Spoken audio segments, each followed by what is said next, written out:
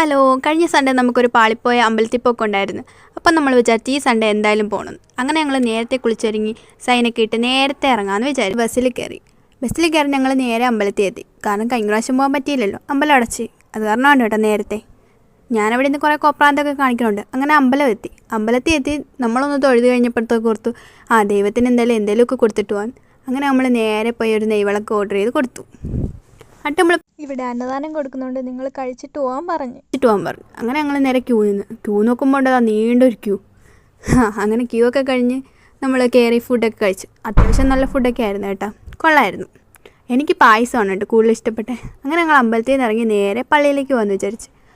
അങ്ങനെ പള്ളിയിൽ കയറി. അവിടെ പക്ഷേ യേശു ക്രിസ്തുവിനെ ഒന്നും കണ്ടില്ല കേട്ടോ. പിന്നെ നമ്മൾ നേരെ ബസ് കയറാൻ നിന്നപ്പോൾ ഒറ്റ ബസ് പോലും ഇല്ല. പിന്നെ ലാസ്റ്റ് ഇനി വാടക ഇങ്ങനെ ചീത്ത കിട്ടണ്ടല്ലോ എന്നോർത്ത് ഊബർ ബുക്ക് ചെയ്ത്. അങ്ങനെ കുറച്ച് സാധനങ്ങൾ മേടിക്കാണ്ടായിരുന്നു. സാധനവും മേടിച്ച് ഫുഡും മേടിച്ച്